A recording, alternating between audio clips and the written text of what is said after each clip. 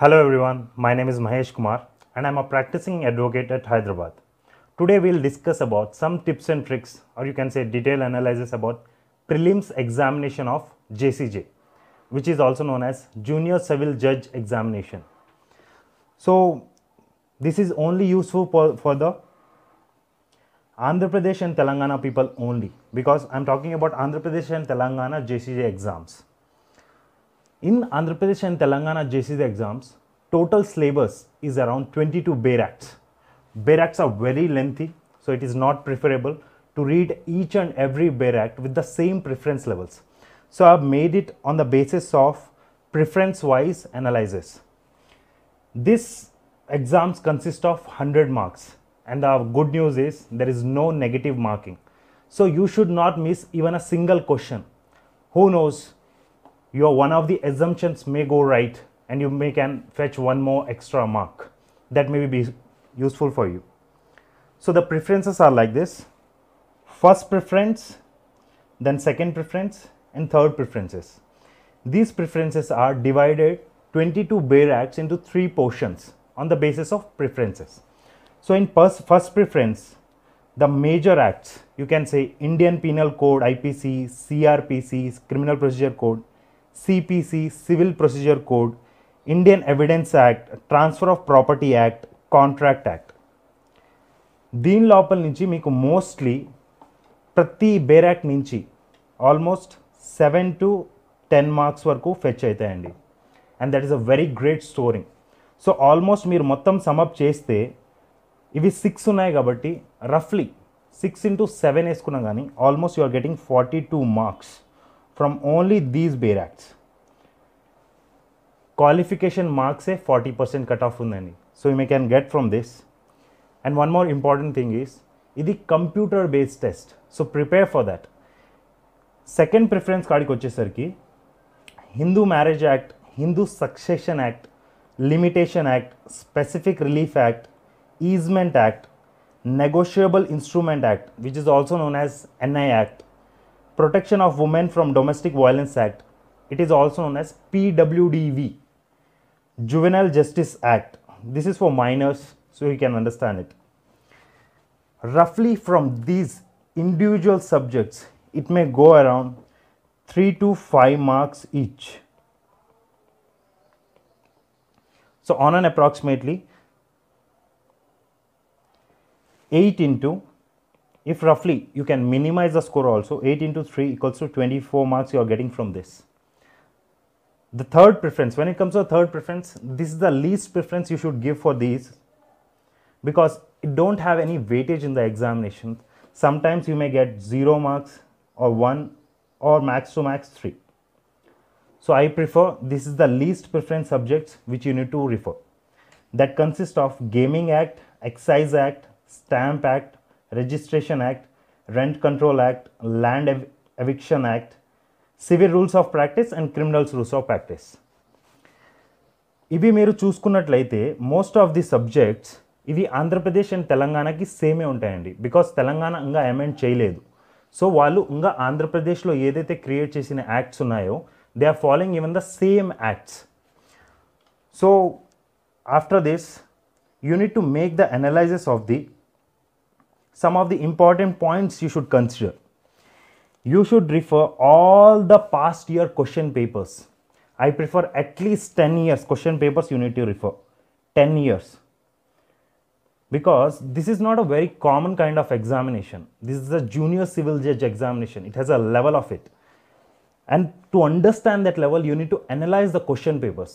ఈ question papers మీరు కానీ అనలైజ్ చేయలేకపోతే మీరు ఎగ్జామ్కి వెళ్ళినప్పుడు దాన్ని ఎప్పుడైతే అక్కడికి వెళ్తారో మీరు చాలా డిఫికల్టీస్ ఫేస్ చేస్తారు, బికాజ్ యూ వోంట్ నోయింగ్ ఎలాంటి క్వశ్చన్స్ వస్తున్నాయి, అలాంటి క్వశ్చన్స్కి మనం ఎలా ఆన్సర్ చేయాలి.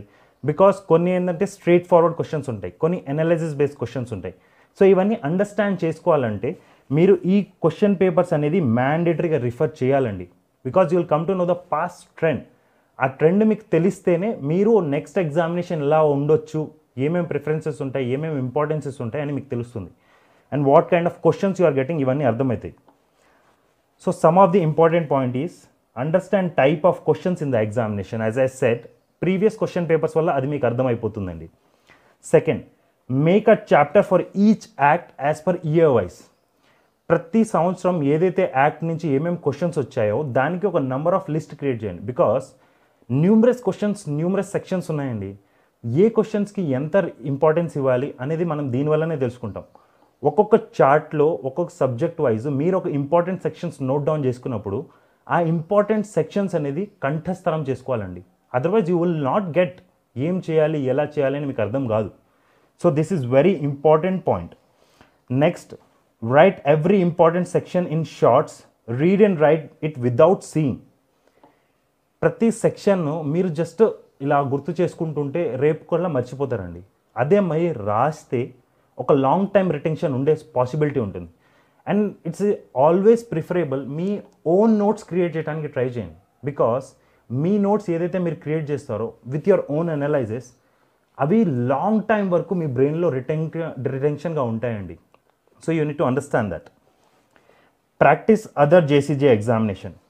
నాకు చాలామంది ఏం చెప్తుంటారంటే, సార్ వేరే స్టేట్ జేసీజే ఎగ్జామ్స్ ఎందుకు సార్ ప్రిఫర్ అవ్వాలి, ఎందుకంటే మంది కూడా కొంచెం చేంజ్ ఉంటుంది కదా.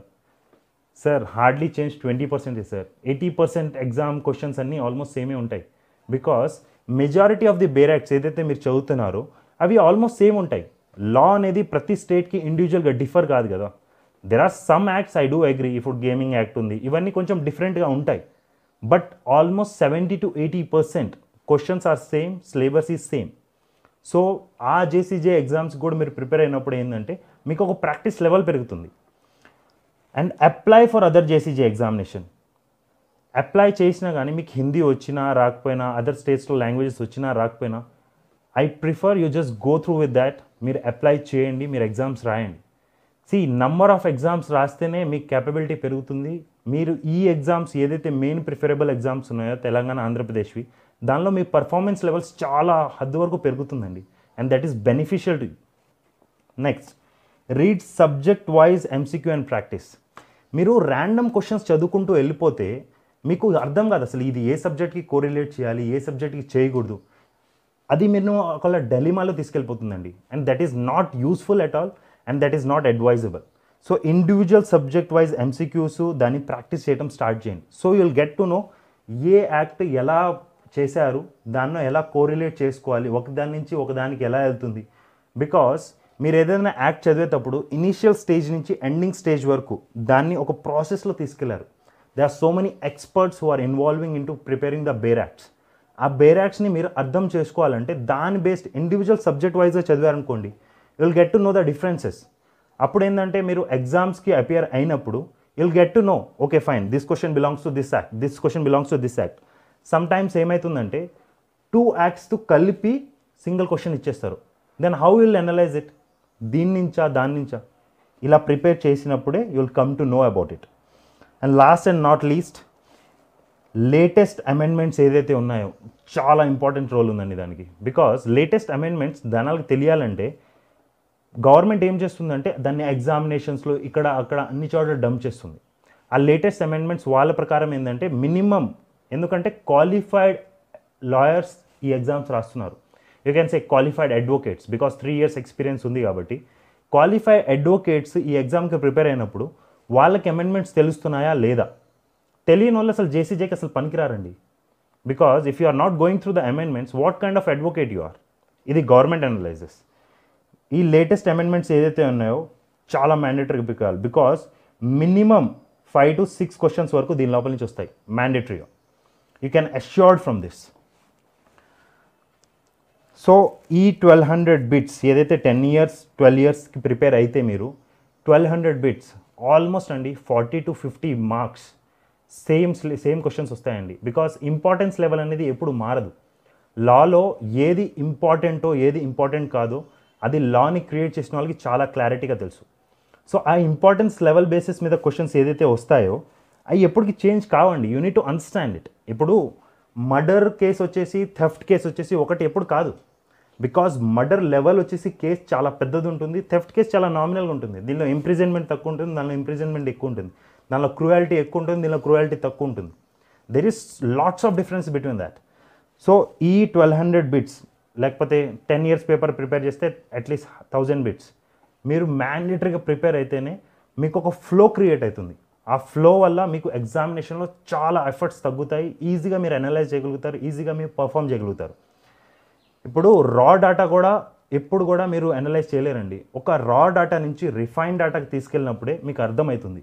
ఆ రిఫైన్ డేటా ఏంటంటే, see expert can give you an opinion, expert can not read for you.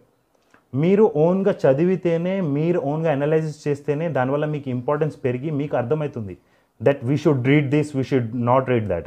If you like this video, please do like, share and subscribe. Thank you so much.